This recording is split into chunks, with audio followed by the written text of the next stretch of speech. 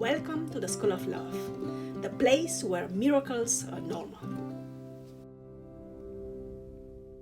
Oh, and welcome to the School of Love, the place where we learn practical tools based on scientific research and our own experiences towards improving ourselves, living life to its fullest, and contributing to the best of our abilities to the world around us. In my free time, I am doing my best to guide you in building up a life of contentment, joy, and fulfillment while applying lessons learned in school to overcome the difficulties, challenges, and insecurities of the real world. In today's video, I talk about toxic attachment in others. I include this topic in the series Things I Wish I Knew When I Was Younger, which refers to small videos on precisely that, very practical tips, tools, and tactics which would have helped me tremendously when I was younger than today and much less experienced. These are ideas which I wish someone more mature than myself would have told me, not even explained to me, just told me that they exist so that I become aware of a different way to look at the world. We all know those persons who get attached too easily, too quickly, and then seem to want to control everything. Actually, they get attached in a non-healthy manner. But how do you deal with them when none of Eckhart Tolle's solution, change, accept, or leave, are possible? In this video, I start with a definition of toxic attachment and some of its causes, and then I deliver a 5-steps protocol which helps you learn to deal with toxic attachment in others and hopefully in time to find some sort of sustainable solution, at least partially. By the end of the video, you will have a complete protocol for dealing with non-healthy attachment in other people if you choose to do so. It has helped me, although it took years to improve and I still catch myself getting dragged in other people's drama, resulting from attachment paralysis. But at least I recognize it now and I am able to deal with it somehow. What is unhealthy attachment? Unhealthy attachment is something which allows space for both partners or in an interaction to develop freely. Conversely, unhealthy attachment is a type of attachment which most of all develops very quickly and then somehow engulfs one person while the other person tries to take over control and to keep tabs very tightly on the other person.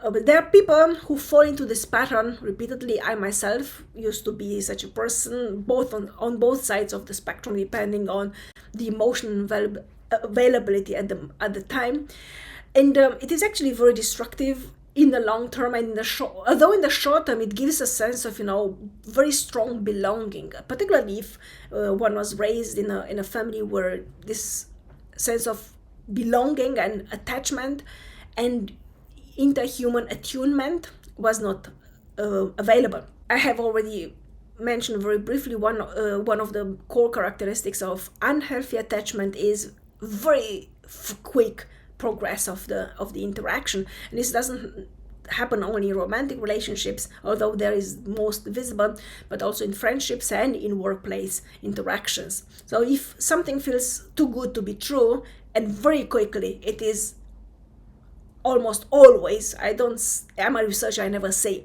always or never, but almost always surefire sign of an unhealthy workplace dynamics. And the first step, as always, is to become aware of the situation in the first place, of the fact that one is caught in an unhealthy attachment situation, attachment relationship with someone who obviously does not know how to allow for distance for others to develop.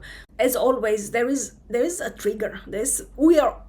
If we find ourselves in a position, in a situation which we deem unhealthy at some point, we have to ask ourselves, how have I gotten here in the first place? So if you usually find yourself in an unhealthy situation, it's usually because you respond in some way to the innuendos of the other person. So it is always very important to identify what exactly within yourself has drawn you into that situation, and this is called the trigger.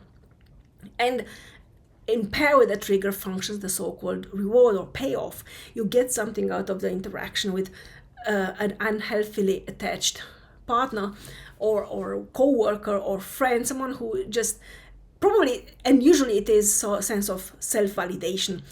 You find yourself motivated to exist by the admiration, adulation, and to some degree the attachment style of the other person.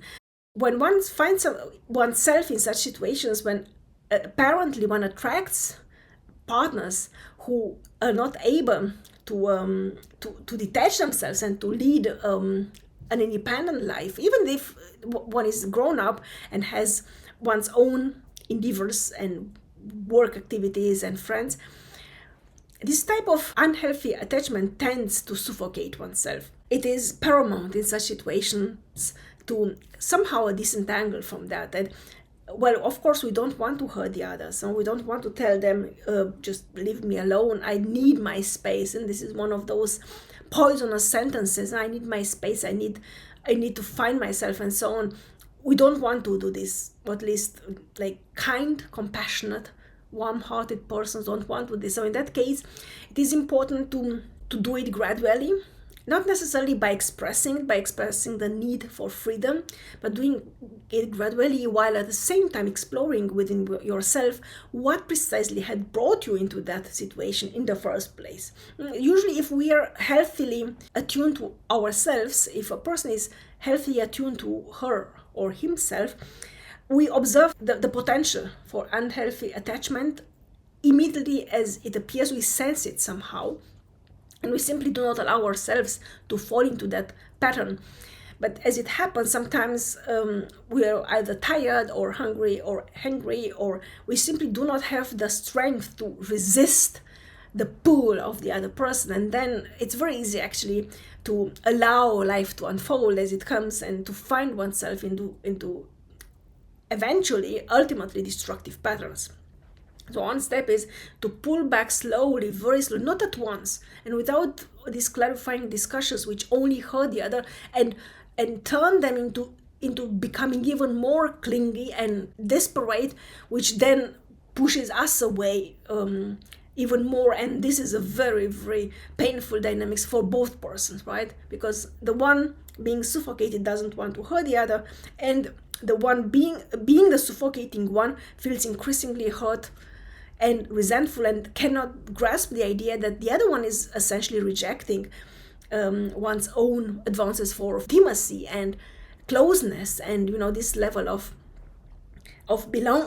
essentially belonging. While taking this gradual distance and pulling, but very gradual pulling back, is important to discover ways of dealing with that person. So unless one really wants to leave the interaction, which is sometimes not possible, if this is a workplace colleague or a family member who is actually a good person, you don't want to hurt them. So the idea is to find ways to cope with the person, so to set very firm boundaries and to not relapse. This is one of those problems when we try to set boundaries, and we do it in a concise and precise manner, and then when we feel bad, we relapse into needing that sense of validation which comes from unhealthy attachment.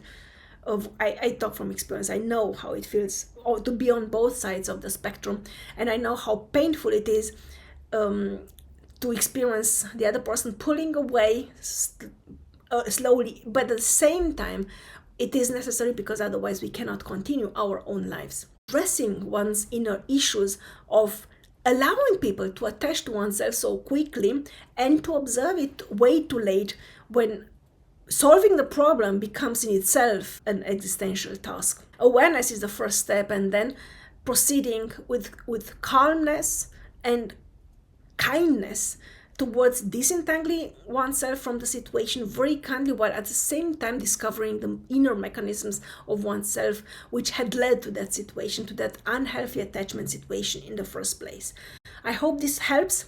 I have decided to make these videos shorter so that they are more easily to be digested, and as always, I'm looking forward for a new encounter very soon. Love and peace to you all.